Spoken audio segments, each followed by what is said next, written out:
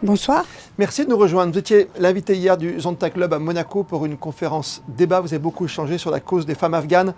Après cette guerre éclair qui a replacé les talibans, évidemment, en place à la tête de votre pays. Quelle est la situation aujourd'hui? Est-ce que ça s'est un petit peu calmé? Est-ce qu'on peut croire qu'il y a de vrais dialogues maintenant instaurés entre l'Afghanistan et l'Occident? Pas du tout, non, pas du tout. C'est pas parce qu'on en parle moins et que malheureusement on est rentré dans une espèce d'acceptation de la situation qui est terrible. Mais aujourd'hui nous avons un régime terroriste en place dans un pays qu'ils ont annexé avec à peu près une dizaine de ministres qui ont fait des années de Guantanamo, dont un qui a même 5 à 10 millions de dollars sur sa tête au FBI. Donc ces gens-là sont en train de gouverner ce pays et situation catastrophique pour toute la population, 38 millions d'habitants et les 20 millions de femmes qui sont totalement emmurées vivantes. Et les derniers chiffres et ainsi que les derniers reportages nous disent que c'est la crise humanitaire la plus terrible en plus de toute cette situation politique. Vous avez fondé l'association Afghanistan Libre qui promeut l'éducation des filles et les droits des femmes, bien sûr. 20 ans après, c'est une catastrophe pour vous parce que tout ce qu'on a réussi à construire, tout ce qu'on a essayé, tenté de faire là-bas pour les femmes, notamment les jeunes filles, tout est tombé en un éclair, on le disait, en un instant.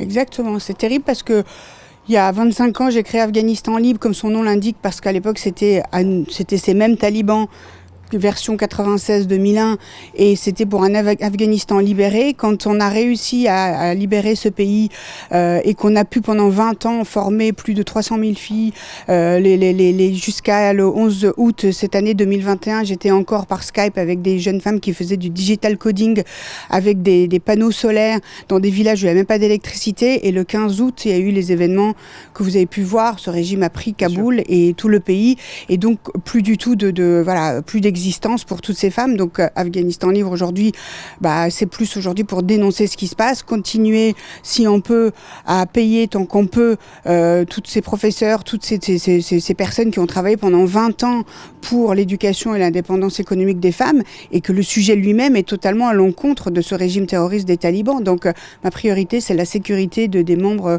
de cette association sur place. C'est vrai qu'il y a 20 ans, il y avait un secret espoir. Vous, juste par rapport à votre parcours, vous êtes une ancienne diplomate, et donc aujourd'hui à la tête de cette association Afghanistan Libre. Vous avez quitté l'Afghanistan à 11 ans, vous êtes passé par les montagnes, vous avez fui ce régime de terreur. Et moi j'ai fui à 11 ans en effet dans les montagnes, dans les conditions terribles. D'ailleurs c'est pour ça aussi aujourd'hui que nous avons les diasporas les plus grandes du monde, parce qu'on a fui plusieurs fois l'Afghanistan à l'époque de l'invasion russe, à l'époque de la guerre civile, à l'époque des talibans, première version, maintenant les talibans, deuxième version. Donc moi j'ai quitté à cette époque, je suis venue en France et j'ai créé l'ONG Afghanistan Libre il y a 25 ans, justement pour dénoncer le régime taliban et puis ensuite pour construire toutes ces écoles et donner accès à l'indépendance économique des femmes et des jeunes filles, à la formation et l'éducation. Vous avez réussi même à retourner à Kaboul, plusieurs fois. Bien sûr, moi j'ai été d'ailleurs la première femme diplomate d'Afghanistan nommée du régime libre après le chute des talibans en 2001. Je suis allée à Bruxelles auprès de l'Union européenne. Après j'étais en poste, j'étais ministre conseiller, ambassadeur à Paris. J'ai démissionné aussi, je dois être aussi la première à avoir démissionné en 2009 en dénonçant la corruption du régime à l'époque, parce que tout n'est pas blanc, tout n'est pas noir, il y a eu ce régime corrompu. Comment êtes-vous perçu par les talibans? Comment vous considèrent-ils? Écoutez, c'est vraiment le cadet de mes soucis de savoir comment je suis perçue par les talibans.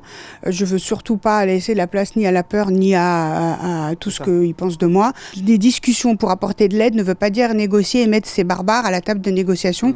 Donc c'est mon rôle en tant qu'Afghane, française, européenne, et le rôle de tous aujourd'hui, de ne pas accepter ce qui se passe dans un coin du monde, alors que la pandémie nous a montré dernièrement que nous sommes dans un contexte de mondialisation. Ce qui se passe partout nous concerne, ce qui se passe à l'autre bout du monde, ça nous concerne ici à ce bout de la terre. Bien sûr, et ce retour donc de la force de l'obscurantisme évidemment dans ce pays qui vous est cher, l'Afghanistan. On n'oublie pas, c'est toute une jeunesse qu'on est en train d'abandonner, donc il faut faire quelque chose. C'est pourquoi vous étiez l'invité prestige du Zonta Club au restaurant Cipriani. C'était hier soir. Merci d'avoir été avec nous ce soir à vous. Sur Monaco Info pour toujours combattre évidemment tout ce qui se passe dans le monde, notamment votre pays, tout ce qui se passe autour de l'arrivée des talibans une nouvelle fois au pouvoir là-bas. Merci d'avoir été notre invité ce soir sur Monaco Info. Merci à vous.